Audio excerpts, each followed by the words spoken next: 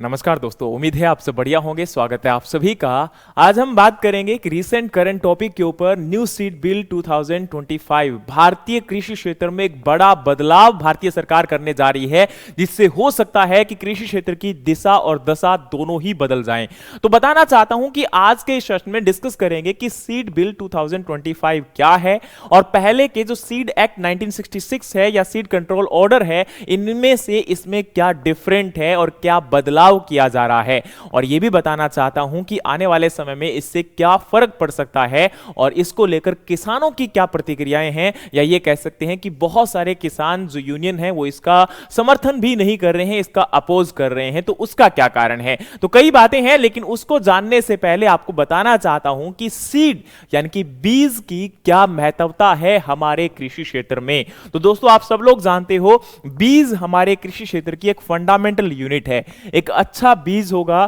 तो एक बेहतर पौधे को जन्म देगा, उपज बेहतर होगी और आपका ये कह सकते हो प्रोडक्शन तो बेटर होगा, फूड सिक्योरिटी पे फर्क पड़ेगा और हमारी जो इकोनॉमिक कंडीशन है वो भी इंप्रूव होगी। इसके साथ साथ किसानों की आमदनी भी बढ़ेगी। लेकिन अगर एक खराब बीज होगा तो उससे उत्पादन कम होगा, किसान की इनकम कम होगी और भारतीय कृषि अर्थव्यवस्था पर भी बहुत गहरा प्रभाव इसका पड़ेगा। तो आज हमारी 47% पॉपुलेशन जो एग्रीकल्चर पर डिपेंडेंट है, जरूरी है कि उसमें हम कैसे इनकम को एंश्योर किया जाए। तो उसमें बहुत सारे फैक्टर है जिसकी बदौलत आपका जो कृषि क्षेत्र से उत्पादन निकलता है, वो फैक्टर सारे के सारे लगभग आपके प्रभावित करते हैं। यानी कि हम ये कह सकते हैं कि आपका जो कृषि उत्पादन है वो केवल एक बीज पर ही आपका आश्रित नहीं है, बल्कि इसके अलावा हमारा पर्यावरण कैसा है, हमारा क्लाइमेट कैसा है, हम कौन कौन सी इनपुट अप्लाई कर सकते हैं, यानी कि जैसे पानी आपका कितना अवेलेबल है, बारिश वहां पर हुई कि नहीं हुई, इसके अलावा हमने फर्टिलाइजर एप्लीकेशन किया कि नहीं किया, किसान ने उसमें से वीड यानी कि नदीनों को निकालने का काम किया कि नहीं किया। कई बातें हैं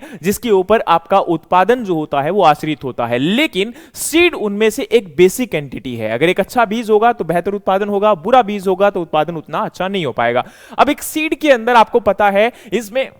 दो पार्ट होते हैं, एक आपका एम्ब्रियो होता है और एक एंडोस्पर्म होता है, और ये दोनों ही पार्ट जो हैं वो एनक्लोज्ड होते हैं एक सीड कोट में, एक सीड कवर में, जिसके अंदर ये प्रेजेंट है। अब ये जब आपका बीज हम भूमि में बो देते हैं, उसकी सोइंग करते हैं, तो वो एक नए पौधे को जन्म देता है। तो आप सोचकर देखिए कि इस बीज के अंदर एक पूरा जो वृक्ष होता है वो आपका निहित है। तो अब इस बीज को अगर हम अच्छा बना लेंगे तो उम्मीद है कि एक अच्छा पौधा हमारे सामने निकल कर आएगा। लेकिन आज मार्केट के अंदर बहुत सारे सीड ऐसे हैं जो कि खराब हैं, या ये कह सकते हो मार्केट के अंदर जो उपलब्ध बीज हो रहा है किसान को, वो काफी लो क्वालिटी का उपलब्ध हो पा रहा है, जिसकी वजह से लगातार बीमारियों का प्रकोप आपकी फसल के ऊपर बढ़ रहा है। पर्यावरण के अंदर जो पर्यावरण को झेलने की क्षमता है, बदल रहे पर्यावरण को, वो भी उसमें कम होती जा रही है। इसलिए जरूरी है कि एक अच्छा सीड मार्केट में आए, और अच्छे सीड को मार्केट में लाने के लिए कुछ कानूनी व्यवस्था का भी यहां पर सहारा हमें लेना पड़ता है।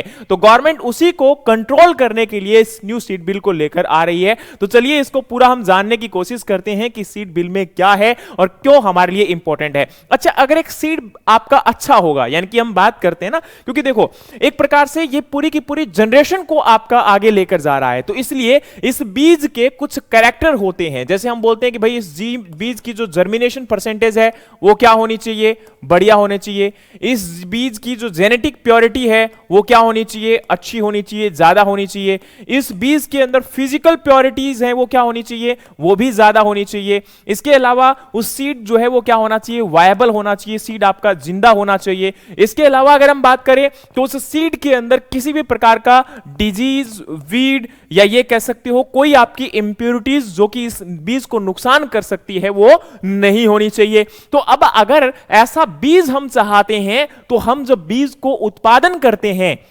उसी समय हमें बहुत सारी चीजों को मेंटेन करना पड़ता है, जैसे आइसोलेशन डिस्टेंस मेंटेन करनी पड़ती है। तो अब क्या होता है कि एक किसान जो अपने खेत में फसल को उगाता है, उस समय पर उसके आसपास बहुत सारे किसान फसलों को उगाते हैं। तो वहां क्या होता है कि हो सकता है कि बीज जब आपका ग्रो किया जाएगा या सीड आपका उत्पादन वहां पर हो रहा है, तो उसमें आपका मिक्सचर यानी कि किसी प्रकार से आपका कोई दूसरे खेत से बीज आ सकता है, या आपके पोलन ट्रांसफर हो सकते हैं, जिसकी वजह से आपका जो बीज की गुणवत्ता होती है वो लगातार कम होती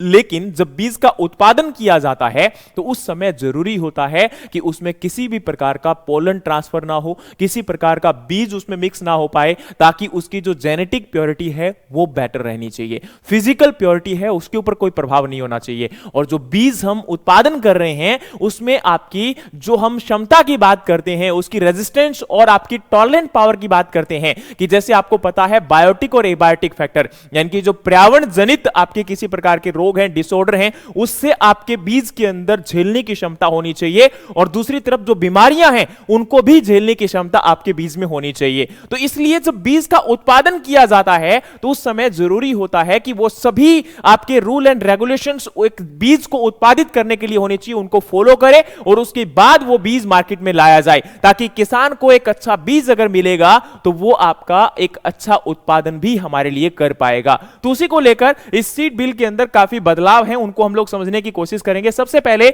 मैं आपको थोड़ा सा हिस्टोरिकल बैकग्राउंड के बारे में बताना चाहता हूं कि एक तो 1966 के अंदर हमारा सीड एक्ट आया था, और उसके बाद में सीड कंट्रोल ऑर्डर 1983 के अंदर आया था, जो कि गवर्नमेंट ऑफ इंडिया के द्वारा गवर्न किए जा रहे हैं अभी हमारे एग्रीकल्चर सेक्टर में, सीड सेक्टर को आपका आगे लेकर जाने के लिए। और मेनली अगर हम बात करें तो यहां पर आपका इन सीड कंट्रोल ऑर्डर या सीड एक्ट के अंदर अब जो है काफी चीजें आउटडेटेड लगने लगी हैं। कैसे? जैसे फॉर एग्जांपल हम बात करते हैं आपके हाइब्रिड सीड को लेकर, जीएम ट्रेड्स को लेकर, या आपके रिसर्च एंड डेवलपमेंट में प्राइवेट ऑर्गेनाइजेशंस का जो कंट्रीब्यूशन है उसको लेकर, ग्लोबल ट्रेड को लेकर आपकी कुछ चीजें जो है वो आउटडेटेड होती जा रही हैं, तो उसमें बदलाव की जरूरत थी, उसमें जो है कुछ चेंजेस की रिक्वायरमेंट थी। तो अब बात करते हैं प्रीवियस जो रिफॉर्म इसके अलावा अटेम्प्ट किए गए थे। 2004 के अंदर भी एक सीड बिल लाया गया था, और 2019 के अंदर भी एक ड्राफ्ट सीड बिल जो है वो तैयार किया गया था, लेकिन दोनों ही आपके इंप्लीमेंट नहीं हो पाए, दोनों को ही आपका जो है रिजेक्ट किया गया, क्योंकि इनको बैकलेस बहुत ज्यादा झेलना पड़ा था। यही ये कह सकते हो कि अपोज जो है वो काफी ज्यादा किया गया था। ड्राफ्ट सीड बिल 2025 के अंदर अगेन आपका 13 नवंबर 2025 को अभी रिसेंटली सीड रेगुलेशंस में बदलाव के लिए इसको जो है आपका तैयार किया गया है। और इसका मेन ऑब्जेक्टिव क्या है, यानी कि सरकार क्यों चाहती है कि नया सीड बिल लाया जाए, तो जरा देखते हैं। सबसे पहले आपको बताना चाहता हूं कि सरकार चाहती है कि एक हाई क्वालिटी बीज, यानी कि उच्चतम गुणवत्ता का जो बीज है, जिसके अंदर आपकी जर्मिनेशन परसेंटेज बेहतर होनी चाहिए, प्योरिटी परसेंटेज यानी कि फिजिकल और जर्मिनेशन आप जेनेटिक प्योरिटी ज्यादा होनी चाहिए, और जो आपके सीड के स्टैंडर्ड्स हैं जिनकी हम बात कर रहे थे, वो सभी सीड स्टैंडर्ड्स को क्वालिफाइंग करे। जैसे हम बोलते हैं उसमें जर्मिनेशन परसेंटेज कितना होना चाहिए, सीड में मॉइस्चर परसेंटेज कितना होना चाहिए, तो वो सभी कैरेक्टर्स को क्वालिफाइंग करे और उसके बाद में वो बीज किसान को उपलब्ध हो, ताकि अच्छी गुणवत्ता का बीज अगर किसान उगाएगा तो एक अच्छी फसल उत्पादित जो है वो कर पाएगा। दूसरी तरफ यहां पर किसान को भी बचाना है किससे, आपके स्पूरियस, मिस ब्रांडेड एंड सब स्टैंडर्ड सीड। जैसे आप लोग जानते हैं कि कई बार आपके उच्चतम गुणवत्ता के बीज नहीं होते हैं, जिनमें कुछ आपके लो क्वालिटी के सीड भी मिक्स हो जाते हैं, या ये कह सकते हो कि खराब बीज मार्केट में उपलब्ध हो जाता है, या कई बार ऐसे जो अनब्रांडेड सीड होते हैं वो किसान को उपलब्ध हो जाते हैं, जिससे किसान जब फसल को बोता है, क्योंकि देखो मार्केट में क्या होता है, कई बार सस्ते बीज आ जाते हैं, और किसान क्योंकि ऑब्वियस सी बात है उसके पास पैसे की तो सबसे बड़ी कमी है, तो किसान उन सस्ते बीज को भी मार्केट में ले लेता है। और दूसरी तरफ सरकार के अगर कानून कड़े नहीं होंगे तो ये बीज मार्केट में आएंगे, तो उसकी वजह से किसान जब उस खराब बीज को परचेज करता है तो उससे उत्पादन अच्छा नहीं हो पाता, और यहां पर किसान को एक बड़ा नुकसान झेलना पड़ता है। पहले तो उस बीज को खरीदने के लिए जो किसान का पैसा लगा, उसके बाद उस खराब बीज को ग्रो करने के लिए, उत्पादित करने के लिए जो किसान की मेहनत लगी, और उसके अंदर किसान ने तरह तरह के उर्वरक और सिंचाई व्यवस्था जो उपलब्ध करवाने की कोशिश की, और उसके बाद किसान ने कई बार वहां पर लेबर को यूज किया, जमीन को तैयार करने के लिए खर्चा किया, वो किसान का सारा खर्चा वेस्ट हो जाता है, और किसान को उत्पादन के नाम पर उतना उत्पादन नहीं मिल पाता है जितना उसने खर्चा किया था। तो उसमें कहीं ना कहीं एक महत्वपूर्ण रोल सीड का भी निकल कर आता है। मानते हैं कि कई बार आपका पर्यावरण, जैसे कि बाढ़ जैसी स्थिति आ जाती है, कई बार बारिश आ जाती है, उसके कारण भी जर्मिनेशन नहीं होता, या फिर यह कह सकते हो उसके कारण भी खराब फसल जो है वो हो जाती है। लेकिन ज्यादातर अगर ऐसा हो तो वो प्राकृतिक कारणों के हम मान सकते हैं कि उसकी वजह से हुआ। लेकिन अगर सोचकर देखिए कि किसान का बीज जो मार्केट से लेके आया जा रहा है वो अगर खराब हो तो फिर किसान की मेहनत और किसान का पैसा दोनों ही क्या चला गया, वेस्ट चला गया। तो उसे रोकने की जरूरत है कि किसान के पास एक अच्छा बीज उपलब्ध जो है सरकार करवा पाए। और नेक्स्ट आपका है ensure the introduced A digital traceability for the transparency. अब देखो ट्रेसेबिलिटी का मतलब होता है कि जो बीज आपका लाया जा रहा है वो बीज के पेरेंट्स कौन कौन से हैं, यानी कि बीज को उत्पादित कैसे किया गया है, उस बीज में कैरेक्टर क्या है, उस बीज को वाकई में क्या हमारे एनवायरमेंट के अंदर हमारे क्लाइमेट में ग्रो करवा सकते हैं। क्योंकि आपने देखा होगा बहुत सारे बीज होते हैं जो हमारे स्पेसिफिक क्षेत्रों के लिए आपका रेकमेंड किए जाते हैं हमारे साइंटिस्ट या वैज्ञानिकों के द्वारा। इसके अलावा कई बार सरकार भी नोटिफिकेशन रिलीज करती है कि इस बीज को आप किस रीजन या किस क्षेत्र में लगा सकते हो, तो उसके अनुसार हम उस बीज की क्वालिटी को देखते हुए हमारे क्षेत्र में उसे लगाना चाहिए कि नहीं लगाना चाहिए, और उसके बारे में पूरा डिजिटल जो आपका ट्रेस या उसका रिकॉर्ड जो है हमारे सामने रहता है। और उसमें आपका आने वाले समय के अंदर क्यूआर जैसी फैसिलिटीज को भी उपलब्ध करवाया जाएगा ताकि हम क्यूआर से सर्च कर सकें और डायरेक्टली हमें पता चल जाए कि उससे वाकई में उसका जो पेरेंट्स है वो कौन है और वाकई में एक अच्छा बीज अच्छा है कि नहीं है। नेक्स्ट है balance the farmers right and seed industry growth. क्योंकि अब देखो यहां पर यह भी जरूरी है कि सीड इंडस्ट्री को ग्रोथ हम लेकर आए, क्योंकि एक अच्छा बीज मार्केट में लेकर आना है तो हमें प्राइवेट सेक्टर को भी बूस्ट अप करना पड़ेगा। इसके अलावा यह भी जरूरी हो जाता है कि हमारा जो किसान है उसके पास एक महंगा बीज उपलब्ध ना हो, उसके पास एक अच्छी क्वालिटी का बीज हो, लेकिन वो भी बीज उसको उचित दाम में उपलब्ध हो पाए। क्योंकि बहुत ज्यादा महंगा बीज होगा तो हर किसान के लिए खरीद पाना बड़ा मुश्किल काम हो जाता है। तो वो चीज एंश्योर यहां पर करने की कोशिश की जा रही है। तो उसके लिए कुछ इंपॉर्टेंट आपके यहां पर फीचर्स कह सकते हो इस सीड बिल के अंदर, वो क्या क्या है। पहला है mandatory the registration of seed variety, यानी कि कोई भी वैरायटी जो आपकी अब नई लेके आई जाएगी उसके लिए रजिस्ट्रेशन क्या होगा, मैंडेटरी होगा। आपको पता होना चाहिए हमारे भारत के अंदर आपका सर्टिफिकेशन जो है सीड का वो अभी तक वॉलंटियर था और यहां पर लेबलिंग जो होती थी वो कंपलसरी हुआ करती थी। लेकिन अब भारतीय सरकार ने कहा है कि आपका यहां पर सभी प्रकार की वैरायटीज को क्या करवाना पड़ेगा, रजिस्टर करवाना पड़ेगा। अभी तक केवल जो नोटिफाइड वैरायटीज होती थी उनको ही रजिस्ट्रेशन के अंडर में लेके आया जाता था, लेकिन अब यहां पर क्या होगा कि कोई भी वैरायटी अगर आपका लाया जा रहा है मार्केट के अंदर, उसको ग्रो करवाया जा रहा है, तो उसके लिए क्या करना पड़ेगा, रजिस्ट्रेशन करवाना पड़ेगा। किसके लिए, value for cultivation and use trial, यानी कि अब आपका जो नया बीज नई वैरायटी मार्केट में आएगी तो पहले उसको कल्टीवेशन और यूज के लिए वो वैल्यूएबल है कि नहीं है, उसके लिए ट्रायल आपके फॉलो करने पड़ेंगे। और अगर वो ट्रायल्स में सक्सेस होती है आपकी वैरायटी, तभी उसको मार्केट में रिलीज करने के लिए और उसको बेचने के लिए अलाउ किया जाएगा। तो इसमें क्या है, varieties notified under the 1966 act deemed the registration registered and existent variety get provisional registration for the 3 year and registration can be suspended and revoked for the poor performance of the safety concern. मतलब यहां पर क्या है कि अगर वो variety उन सभी आपके पैरामीटर को फॉलो नहीं करती है, सभी गाइडलाइन को फॉलो नहीं करती है, उसके अंदर जो उसके उच्चतम गुणवत्ता के कैरेक्टर होने चाहिए वो नहीं है, तो क्या होगा, उस वैरायटी को आपका नोटिफिकेशन नहीं मिलेगा, यही कह सकते हो, उसको आपका सर्टिफिकेशन नहीं मिलेगा और उसका जो रजिस्ट्रेशन है वो रिवोक कर दिया जाएगा, सस्पेंड कर दिया जाएगा उसकी सेफ्टी कंसर्न को लेकर या फिर उसकी पुअर परफॉर्मेंस को लेकर। किसान के अधिकार इसमें क्या है, तो आपको बताना चाहता हूं कि किसान कई बार अब मार्केट में क्या होता है कि बड़े भ्रम फैल जाते हैं। जैसे एग्जांपल के तौर पे कि क्या किसान किसी भी बीज को उगाएगा तो क्या वो आपका मार्केट में अपनी मर्जी से नहीं बेच सकता, क्या अब उसके बाद वो एज ए सीड अगर मार्केट में बेचना चाहता है तो वो नहीं बेच सकता, या उस आपके सीड को वापिस से अगर बिजाई करना चाहता है तो नहीं बीच सकता। तो आपको बता देना चाहता हूं कि ये आपका जो बिल है वो किसान को अधिकार देता है कि उसने अगर मार्केट से एक बार बीज को परचेज कर लिया तो वो उसकी बिजाई कर सकता है, उसके बाद जो उत्पादित सीड है उसको फिर से बीज सकता है, उसको मार्केट में बेच सकता है, उसको आपका एज ए सीड भी मार्केट में बेच सकता है। लेकिन एक यहां पर आपका जो इंपॉर्टेंस ये हो जाएगी कि वो एज ए ठप्पा लगाकर उसके ऊपर एक लेबलिंग करके मार्केट में नहीं बेच सकता। बाकी खुला बीज वो मार्केट में बेच सकता है और दूसरे किसानों के साथ बदला भी कर सकता है। इसके अलावा farmer are exempted from the penalties for selling their own seed, यानी कि किसान उत्पादित करके अगर उस बीज को बेचता है तो किसान के ऊपर किसी प्रकार का कोई जुर्माना नहीं लगाया जा सकता, किसान को किसी भी कानून के तहत कोई सजा नहीं दी जा सकती, यानी कि किसान अपनी तरफ से फ्री है, वो किसी भी प्रकार से आपका बीज को बेच सकता है। लेकिन एक यहां पर आपका कंपल्सन ये होगा कि किसान उसके ऊपर कोई भी लेबलिंग लगाकर उसको मार्केट में नहीं बेच सकता, ओपनली यानी कि खुला बीज मार्केट में बेचा जा सकता है। क्वालिटी रेगुलेशन एंड स्टैंडर्ड्स, यानी कि यहां पर इंपॉर्टेंट क्या है कि इसके अंदर मिनिमम जो जर्मिनेशन परसेंटेज, प्योरिटी परसेंटेज और सीड हेल्थ, यानी कि जो आपका सीड जो है वो जर्मिनेट कर पाएगा कि नहीं कर पाएगा, तो उसको लेकर ये जो मिनिमम स्टैंडर्ड्स हैं उन सभी क्वालिटी रेगुलेशंस को फॉलो करना पड़ेगा, स्टैंडर्ड्स को फॉलो करना पड़ेगा। उसके ऊपर लेबलिंग कंपलसरी होगी और क्यूआर कोड भी लगाना पड़ेगा ताकि ट्रेस किया जा सके कि सीड को डेवलप कैसे किए गए हैं, उसको पेरेंट्स क्या हैं, उसके अंदर कैरेक्टरिस्टिक्स क्या हैं। इसके अलावा मिस ब्रांडेड, स्पूरियस एंड सब स्टैंडर्ड सीड प्रोहिबिटेड, यानी कि किसी भी प्रकार के जो बीज आपके मार्केट में अनब्रांडेड आएंगे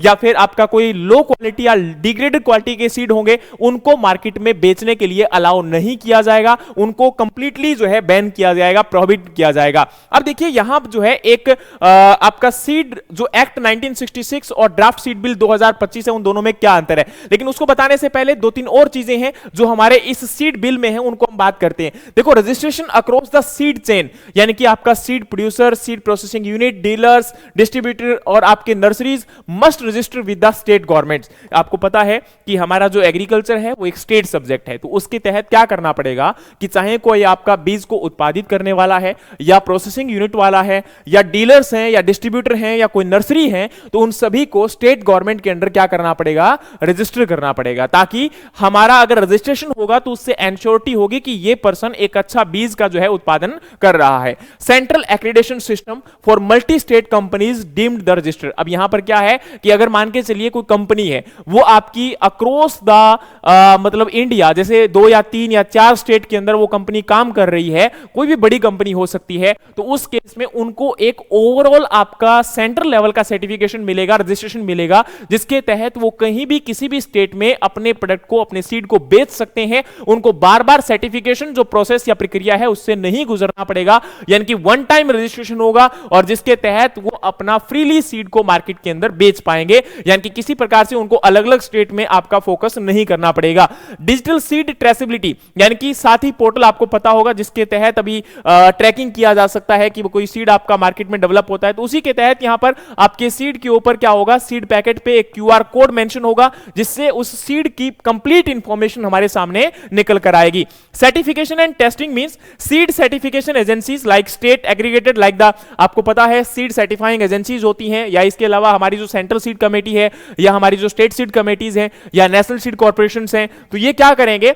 अब इसके लिए प्रॉपर आपके जो रूल एंड रेगुलेशंस हैं, अपने अपने नियमों के तहत, अपने अपने कानून के तहत इनको आपका प्रॉपर रजिस्ट्रेशन मिलेगा। और आने वाले टाइम के अंदर ये जो स्टेट सीड सर्टिफाइंग एजेंसीज हैं, इनके जो अधिकारी हैं, चाहे वो सीड इंस्पेक्टर हैं, सीड आपका सर्टिफिकेशन ऑफिसर्स हैं, तो ये आपके प्रॉपर अपॉइंट किए जाएंगे इन सभी वर्क्स के लिए। अगर किसी प्रकार का कोई ऐसा धांधलेबाजी की जा रही है, मार्केट के अंदर अनब्रांडेड सीड आपका बेचा जा रहा है, चाहे वो किसी डीलर के द्वारा है, किसी शॉपकीपर के द्वारा है, तो उस केस में वहां पर इंश्योर किया जाएगा कि वो खराब सीड मार्केट के अंदर किसानों के पास ना जाए। Seed testing lab with definite standards, अब यहां पर क्या होगा, जो सीड लैब होंगी उनको भी आपका एस्टेब्लिश किया जा रहा है जिससे प्रॉपर टाइम पर आपके सीड की टेस्टिंग की करवाई जा सके। और अगर कोई किसान भी अपने लेवल पर करवाना चाहता है किसी सीड की टेस्टिंग, तो वो भी उसके लिए पॉसिबल हो सके, क्योंकि अगर अब प्रेजेंट टाइम में हमारे पास लैब ही अवेलेबल नहीं होंगी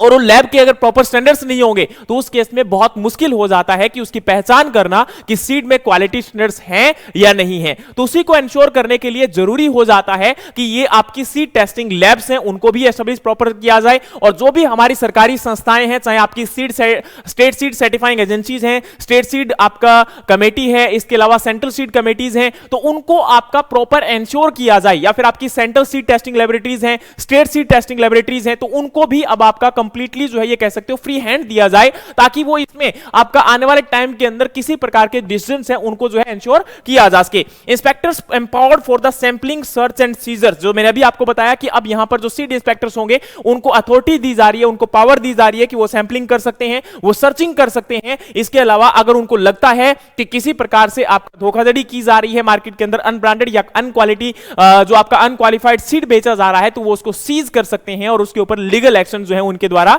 लिए जा सकते हैं। इसके अलावा अगर हम बात करें तो इंपोर्ट को लेकर भी इसमें कानून बनाया गया है कि अब देखो यहां पर क्या होता है कि most comply with the quarantine and Indian standards. अब देखो यहां पर आपको पता होगा कि प्रेजेंट टाइम के अंदर हमारे इंडिया के अंदर अगर कोई सीड आता है किसी दूसरी कंट्री से, तो उसको डायरेक्टली आपका क्वारंटाइन पर्पस और रूल्स को फॉलो करना पड़ता है, लेकिन unregistered varieties allowed for the research trial with approval. अब यहां पर क्या है कि प्रेजेंट टाइम में कोई भी आपका इंपोर्ट अगर सीड किया जा रहा है तो उसको जो मैंने अभी आपको इनिशियल में ही बताया था कि आपका जो कल्टीवेशन प्रैक्टिसेस के लिए और यूज के लिए उसको रजिस्टर किया जा सकता है, लेकिन अब यहां पर इंपोर्ट के तहत उनको कानून में एक प्रावधान दिया गया है, या ये कह सकते हो उसको अलाउ किया जा रहा है कि आपका जो सीड होगा नया जो इंपोर्ट किया जा रहा है उसको कल्टीवेशन पर्पस और यूज के लिए एक बार रजिस्ट्रेशन किया जा सकता है। आपका कॉमर्शियलाइजेशन की बात नहीं की जा रही, लेकिन एक बार के लिए उसको जो है कल्टीवेशन और ट्रायल्स के लिए आपका रजिस्ट्रेशन प्रोसेस के अंडर में उतारा जा सकता है। तो ये एक बहुत बड़ा यहां पर ड्रॉबैक भी कह सकते हो, क्योंकि इससे क्या होगा कि जो हमारे इंडिया की इंडिजिनस वेराइटीज हैं उनमें इंप्योरिटीज आने के चांसेस बढ़ सकते हैं और जीएम क्रॉप या जीएम सीड हमारे इंडिया के अंदर आ सकता है, और उससे जो आपकी क्वालिटीज हैं या जेनेटिक प्योरिटीज हैं हमारे ट्रेडिशनल सीड्स की, जो वाइल्ड क्रॉप वाइल्ड वेराइटीज की या इंडिजिनस वेराइटीज की, तो उसके ऊपर खतरा मंडरा सकता है। तो ये एक आपका यहां पर कहीं ना कहीं आपको ये ध्यान रखना है कि इसको लेकर काफी कंसर्न जो है जताए जा रहे हैं। पेनल्टीज की बात करते हैं, जैसे मान के चलिए कोई पर्सन आपका माइनर ऑफेंस करता है, यानी कि आपका जो है लो क्वालिटी का बीज मार्केट में बेच रहा है, तो उस केस में वहां पर उसके ऊपर 1 से 2 लाख तक का जुर्माना हो सकता है। मेजर ऑफेंस करता है, जैसे कि फॉर एग्जांपल आपका वो बहुत ज्यादा मिलावट कर रहा है, केवल खराब सीड मार्केट में बेच रहा है ना, तो उस केस में उसके ऊपर 30 लाख तक का जुर्माना और 3 साल तक की जेल भी हो सकती है। And farmer exempted from the penalties for farm saved seed. अगर मान के चलिए किसान ने अपने खेत में कोई बीज बचाया हुआ है और उसको वो मार्केट में बेचता है या उसको लेकर वो सोइंग करता है, तो उसको यहां पर कंप्लीटली एग्जेम्प्ट किया गया है, उसके ऊपर किसी प्रकार का कोई जुर्माना नहीं लगाया जाएगा। और एक यहां पर सेंटर सरकार के द्वारा अच्छा रूल हो सकता है कि लाया जाए, लेकिन इसमें क्या हो रहा है कि मिनिमम प्राइस जो है वो टैग सेटअप किया जाएगा। जैसे एग्जांपल के तौर पे आपको पता होगा कि अभी मार्केट से कोई चीज परचेज करते हैं, तो एक मोबाइल परचेज करते हैं, एक पेन परचेज करते हैं, तो उसके ऊपर एमआरपी लिखा होता है कि इतना ही प्राइस मैक्सिमम लिया जा सकता है। तो उसी प्रकार से यहां पर केंद्रीय सरकार एक फिक्स प्राइस जो है वो आपका स्कैर्सिटी या जब प्रॉफिटियरिंग की कंडीशंस आएगी तो उस टाइम पर हो सकता है कि प्राइस इनके द्वारा फिक्स कर दिया जाए। तो इसको लेकर आपका हो सकता है कि किस कानून में प्रॉपर प्रावधान रखा जाए, लेकिन ये अभी तक प्रॉपर एंश्योर्ड नहीं है कि किस फॉर्म में जो है सरकार के द्वारा रखा जाएगा। नेक्स्ट हमारी बारी आती है जी, इसके अंदर अगर हम सीड बिल 2004 को कंपेयर करें या फिर हमारा जो सीड एक्ट 1966 है उसको कंपेयर करें तो क्या निकल कर आएगा। तो बताना चाहता हूं कि जो हमारा 1966 का सीड एक्ट है उसमें क्या था कि केवल नोटिफाइड वेराइटीज के ऊपर ही लिमिटेड रखा गया था कि उनको आपका रेगुलेट करना जरूरी था, उनके अंदर जो भी आपके कैरेक्टरिस्टिक्स थे या गाइडलाइंस थी उनको फॉलो करना जरूरी होता था। लेकिन अब आपका जो ड्राफ्ट सीड बिल है वो सभी प्रकार की कमर्शियल सोल्ड वेराइटीज को इसमें कवर करेगा और सभी के लिए एक यूनिफॉर्म रेगुलेटरी लैंडस्केप जो है आपका क्रिएट करने का फोकस करेगा, यानी कि इसमें किसी भी वेराइटी को आपका लेफ्ट नहीं किया जा रहा है। लेकिन हां मैं बता दूं कि अभी जो सीड बिल आपका 2025 है इसमें आपकी जो ट्रेडिशनल वेराइटीज हैं, जो पुरानी आपकी प्रजातियां हैं, पुराने जो बीज जो नेचुरल फार्मिंग प्राकृतिक खेती के तहत किसानों के द्वारा बचाए जा रहे हैं या किसी सेल्फ हेल्प ग्रुप के द्वारा बचाए जा रहे हैं, तो उनके अंदर मैं आपको बता देना चाहता हूं कि उन बीजों को लेकर अभी इसको इंक्लूड नहीं किया गया है, उनके ऊपर कोई भी रेगुलेटरी या रेगुलेशंस फॉलो नहीं किए जाएंगे। केवल और केवल आपका जो नई वेराइटीज हैं या फिर ये कह सकते हो कि जो आपके अभी इंप्रूव्ड वेराइटीज डेवलप की जा रही हैं उनको लेकर ही प्रावधान है। जो आपके ट्रेडिशनल सीड्स हैं या ट्रेडिशनल वेराइटीज हैं उनको लेकर अभी भी इसमें कोई प्रावधान नहीं है। ठीक है, दूसरी बात आती है जी सीड रजिस्ट्रेशन। तो registration depend on the government notification and was not mandatory for every variety, यानी कि इसमें अभी तक सभी वेराइटीज के लिए मैंडेटरी नहीं था, लेकिन ये आपका सभी सीड वेराइटीज के लिए क्या किया गया है, मैंडेटरी किया गया है। दूसरी बात है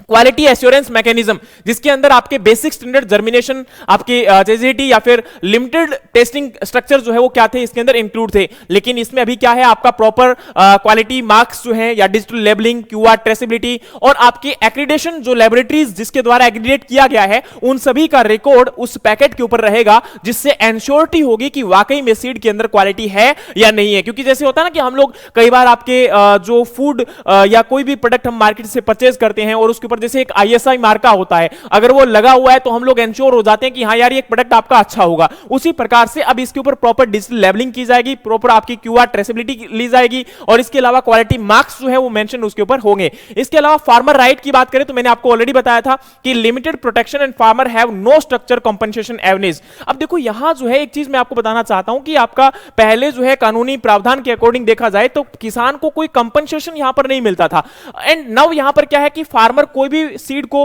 बेच सकता है, परचेज कर सकता है और उसको जो है उगा सकता है। और formal compensation medium including the food seed failure, यानी कि अब यहां पर प्रॉपर आपका कंपनसेशन तो मिलेगा, लेकिन कंपनसेशन कब मिलेगा इसको लेकर अभी भी एक प्रॉब्लम है। यानी कि सीड बिल की अगर बात की जाए तो इसमें आपके किसान को आपका कंपनसेशन कितना मिलेगा। जैसे फॉर एग्जांपल अगर हम बात करते हैं तो मार्केट में आपको भी पता है कि बहुत बार ऐसा होता है कि सीड जो है वो लो क्वालिटी का आ जाता है और लो क्वालिटी का सीड होने के कारण क्या होता है कि किसान की फसल तो खराब हो गई तो किसान को कितना यहां पर फायदा मिलेगा। किसान जो है उसको अगर मान के चलो कोर्ट में केस करेगा, क्योंकि अभी इसमें क्या लिखा गया है कि अगर किसान इसी प्रकार के आपके फेलियर को फॉलो करता है तो उस केस में किसान कोर्ट में जा सकता है। और कोर्ट में आप लोग बताइए कि किसकी जीत होती है? ऑब्वियस सी बात है जिसके पास पैसा होगा उसी की जीत होगी। हाँ, मैं यहां पर कानून के ऊपर कोई उंगली नहीं उठा रहा हूं। हो सकता है बहुत सारे लोग बोलेंगे कि आपने भारतीय संविधान के ऊपर कैसे उंगली उठा दी, कानून के ऊपर कैसे उंगली उठा दी, तो वो हम सब लोग जानते हैं कि कितना यहां पर हमारे देश के अंदर न्याय जल्दी हो जाता है। अगर न्याय मिलता भी है तो कई बार हम लोग देखते हैं कि 30-30, 35-35 साल लग जाते हैं। मान के चलिए 2000 का सीड परचेज किया था मैंने और अभी प्रेजेंट टाइम में मैंने देखा कि वो सीड की क्वालिटी खराब है, मैंने केस कर दिया कंपनी के ऊपर, कंपनी के साथ केस चल रहा है और मैं जब तक आपका 90 साल का हो जाऊंगा केस चलता रहा, मैं मर गया केस चलता रहा और मेरे मरने के बाद रिजल्ट आया कि हां कंपनी यहां पर गिल्ट थी। तो अब उसका फायदा किसको है मुझे ये तो बताओ ना। आने वाली जनरेशन के लिए क्या, वो भी अब बड़े हो चुके होंगे, वो भी मरने ही वाले होंगे लगभग, तो उस केस में यहां पर फायदा किसके लिए है? तो ये इंपॉर्टेंट है कि यहां पर आपका रेगुलेशंस में सबसे ज्यादा जरूरी है कि किसान को जो पेनल्टी आपका मान के चलिए किसान के अगर क्रॉप खराब हो जाती है सीड की वजह से तो किसान को जुर्माना या हर्जाना जल्दी मिला, ऐसा कोई भी कानूनी प्रावधान अभी तक भी सीड बिल में नहीं है। मार्केट रिस्पांसिबिलिटी की बात करेंगे तो weak oversight allowed the limited seed to circulate and stronger monitoring through the enrolment labelling and the traceability conditions. यानी कि अभी क्या है, मार्केट के अंदर एक उच्चतम गुणवत्ता का बीज उपलब्ध हो, इसको लेकर एंश्योरिटी की जा रही है। और दूसरा यहां पर है penalty structure, fine were low and outdated and weaker difference against the seed contamination and 3 tier penalty system with significant advance fine and the provision for imprisonment of the minor and major offences. यानी कि आपको पता है present time में यहां पर जो मैंने अभी आपको बताया कि 1 से 2 लाख रुपए आपका फाइन लग सकता है, उसके अलावा 30 लाख तक का भी फाइन लग सकता है और जेल भी हो सकती है। तो पहले ऐसे प्रावधान नहीं थे जो कि अभी आपका इंक्लूड किए गए हैं। टेक्नोलॉजी एडेप्टेशन की बात करें तो पहले आपके जो हाइब्रिड सीड्स थे, जीएम सीड्स थे या बायोटेक्नोलॉजीज आपके सीड्स थे, उनको लेकर कोई स्पेसिफिक एडवांसमेंट नहीं थी, लेकिन अभी इनको आपका इंक्लूड किया गया है। उनको लेकर जो रूल एंड रेगुलेशंस हैं उनको भी आपका इसके अंदर ऐड किया जा रहा है, जो कि एक अच्छी बात है। और नेक्स्ट हम बात करें तो सीड बिल जो हमारा का 2004 था उसको लेकर, जैसे मैंने आपको कहा कि सीड बिल 2004 आया था तो उसको आपका डिस्कार्ड कर दिया गया था, तो उसको और इसमें क्या डिफरेंस है तो बताना चाहता हूं कि both bill allow the farmer to use sell farm seed non branded, यानी कि किसान किसी भी बीज को दोनों ही केस के अंदर आपका बेच सकता था, यूज कर सकता था और जो है उसको ब्रांडिंग नहीं कर सकता था। दोनों में ये आपकी एक सिमिलरिटी है। 2004 bill allowed the compensation under the consumer protection act 1986 and 2025 will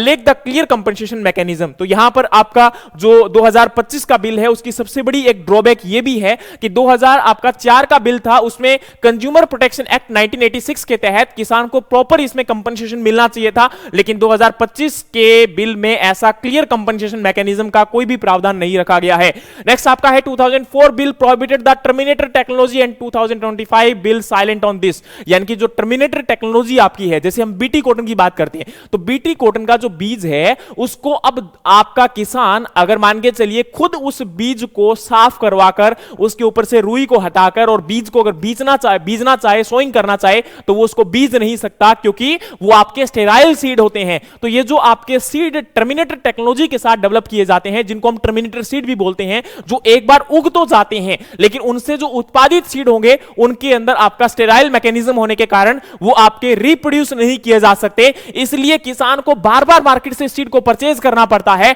तो इसको लेकर भी आपका 2025 का बिल भी साइलेंट है, 2004 का बिल भी साइलेंट था, इसके ऊपर किसी प्रकार का प्रोहिबिशन जो है। हाँ एक चीज, हाँ माफी चाहता हूं, 2004 के बिल में आपका टर्मिनेटर टेक्नोलॉजी को प्रोहिबिट किया जा रहा था, लेकिन 2025 के बिल में इसको प्रोहिबिट नहीं किया जा रहा है, अब इसमें कोई भी इसको इंक्लूड नहीं किया गया है। 2025 bill introduce the digital traceability, QR code and central accreditation, यानी कि अब 3 चीजों को अभी इसमें और इंक्लूड किया गया है 2004 के बिल के अलावा, जैसे कि एक तो आपका digital traceability, QR code scanning आपके लिए, और इसके अलावा इसमें सेंट्रल एक्रीडेशन, जैसे मैंने कहा था कि कोई बड़ी कंपनी है तो वो ओवरऑल अगर सीड को बेचना चाहती है इंडिया के अंदर, तो वहां पर कहीं ना कहीं उनके पास एक अच्छा प्रावधान हो जाता है कि उनको एक सेंटर का एक्रीडेशन लेना पड़ेगा, बार बार स्टेट गवर्नमेंट्स के थ्रू उनको अप्रूवल नहीं लेना पड़ेगा। फिर हमारी बारी आती है जी क्रिटिसिज्म क्या किया जा रहा है। तो क्रिटिसिज्म में पहले मैंने तो आपको डिस्कस कर दिया है, आपका क्या कि कंपनसेशन किसानों को नहीं दिया जा रहा है, प्रॉपर मैकेनिज्म इसके अंदर कोई इंक्लूड नहीं किया गया है। अगर मान के चलिए किसान की क्रॉप फेल हो जाती है तो किसान को कोर्ट में जाना पड़ेगा,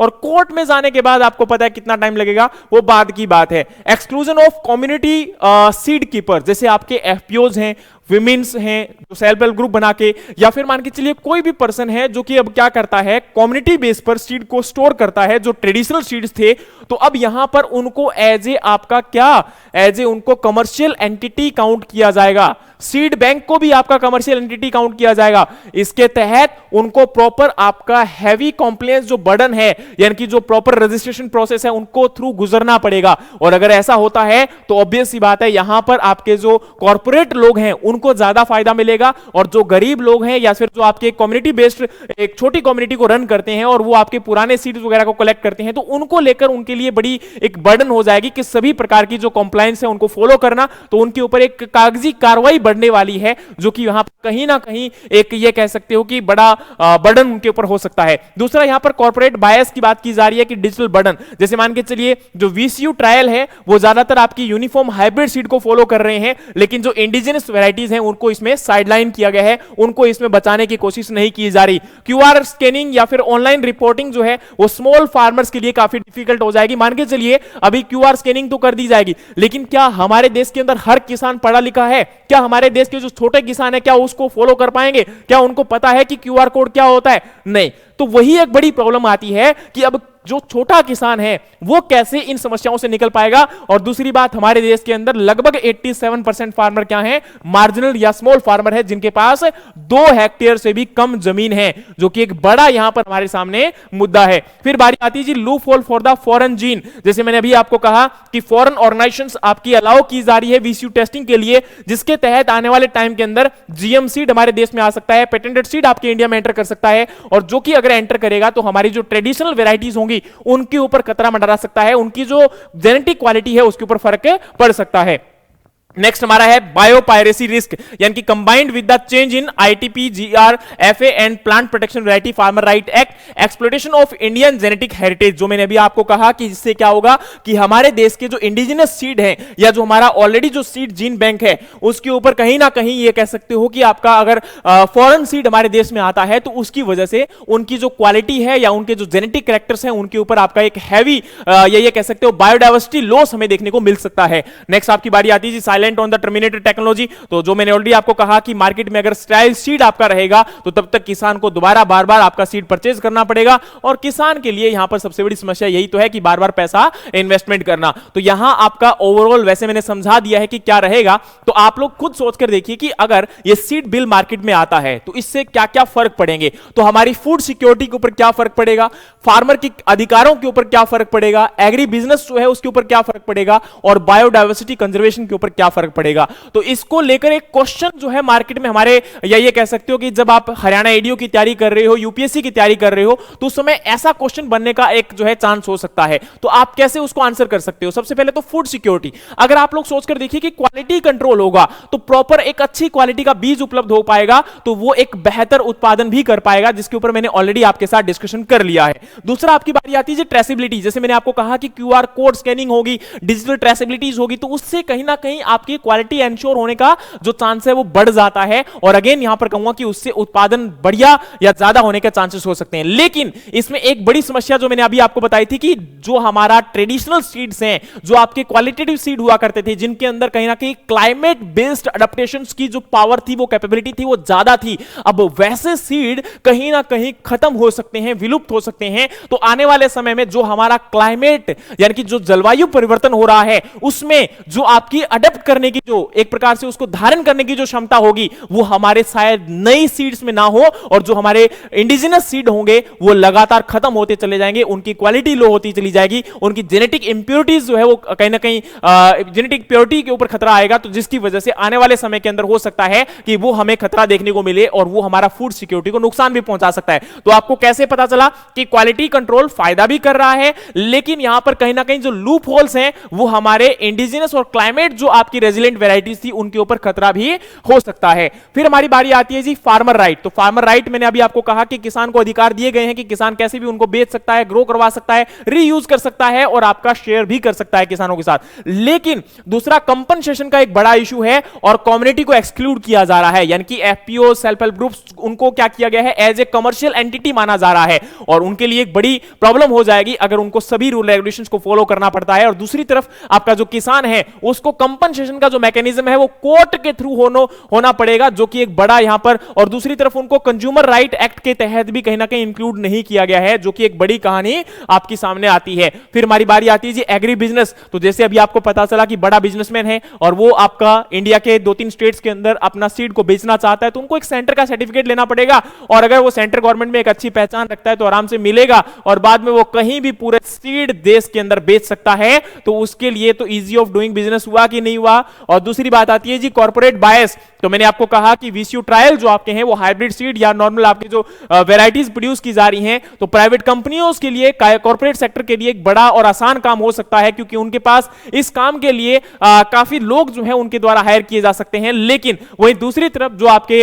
लो फार्मर या स्मॉल फार्मर्स हैं या फिर जो एफपीओज हैं, उनके लिए काफी बड़ी समस्याएं हो सकती है। लेकिन यहां पर ना एक क्वेश्चन मार्क भी लगता है, वो ये कि अगर मान के चलिए एफपीओज एक बड़ा आदमी कॉर्पोरेट सेक्टर का पर्सन बना लेता है, एनजीओ बना लेता है, सेल्फ हेल्प ग्रुप बना लेता है, और वो उनकी आड़ में अगर ऐसा काम करेगा तो फिर भी वो नुकसान है। तो दोनों तरफ कहीं ना कहीं प्रोज एंड कॉन्स तो है, लेकिन फिर भी यहां पर इस चीज के ऊपर गवर्नमेंट को कोई एक बेटर रेजोल्यूशन लेकर आना पड़ेगा, तभी जो है यहां पर ये कह सकती हूं कि आने वाले टाइम में ये जो किसान है या जो स्मॉल फार्मर हैं या कहीं ना कहीं जो हमारे एफपीओज हैं, सेल्फ हेल्प ग्रुप्स हैं, इनको लेकर हमें कहीं ना कहीं सोचना पड़ेगा ताकि इन लोगों को भी बचाया जा सके। और नेक्स्ट आपकी बारी आती है जी बायोडाइवर्सिटी कंजर्वेशन। तो इंडिजिनस वेराइटीज के ऊपर अगर खतरा मंडराएगा तो हमारा जो डाइवर्सिफिकेशन है, जो क्लाइमेट रेजिलेंट सीड्स हैं या वेराइटीज हैं, वो खतरे में आ सकती है और उनका जेनेटिक इरोजन भी हो सकता है। बायोपायरेसी रिस्क भी हो सकता है, जैसे हमने कहा कि community seed keepers exclusion and easier entry of foreign seed could facilitate the exploitation of the Indian genetic resource, यानी कि आपका जो हमारा फॉरेन सीड अगर मार्केट में आता है तो उसकी वजह से